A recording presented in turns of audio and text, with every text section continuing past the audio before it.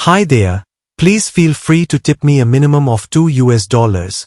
I personally assure you that your contribution will go directly toward feeding children in need. Here's my satirical movie recap, keeping the original meaning intact while adding irony and commentary, in a nostalgic trip back to the early 1940s, because nothing says simpler times, like war, bullying, and emotional repression.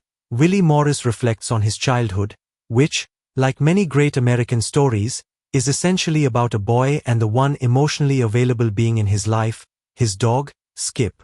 Young Willie is lonely, largely because his father Jack is busy being a proud, gruff war veteran, translation, allergic to affection, and his mother Ellen compensates by being warm enough for the whole household.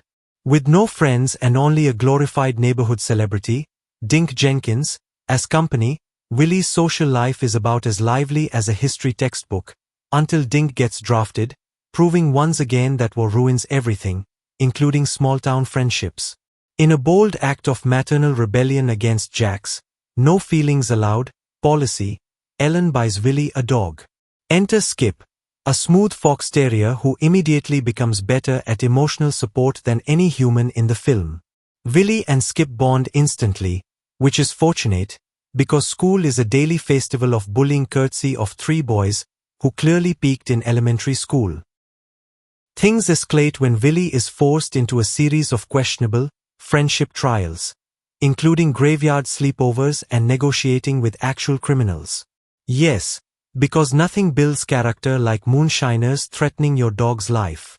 Naturally, Skip proves more competent in crisis situations than most adults, while Willie survives just enough to earn social acceptance, arguably the real horror of the story. As Skip becomes the town's unofficial mascot and Willie's life improves, friends, a girlfriend, mild popularity, basically a coming-of-age checklist, reality intrudes again in the form of Dink returning from war as a broken, disillusioned version of his former self. The film subtly reminds us that trauma doesn't end when the war does, though it does make baseball games significantly more awkward.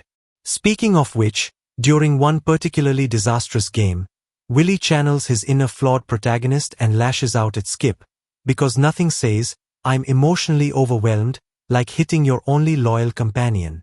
Skip, displaying more dignity than most characters, promptly disappears. In a twist that combines suspense with poor life choices, Skip ends up trapped in a moonshine crypt, as one does, nearly gets killed, and is ultimately saved in a dramatic sequence that conveniently redeems Willie just in time. Skip survives, because the film knows exactly how much heartbreak the audience can handle. Years later, Willie heads off to Oxford, leaving Skip behind, because adulthood apparently involves abandoning the one being who carried your entire emotional development. Skip lives out his final days in Willie's old room before passing away, delivering one last emotional blow via a transatlantic phone call, because even across oceans, grief finds excellent timing. In the end, Willie sums it up best.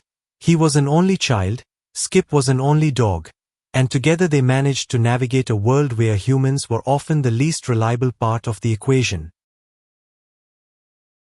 Hi there, please feel free to tip me a minimum of $2.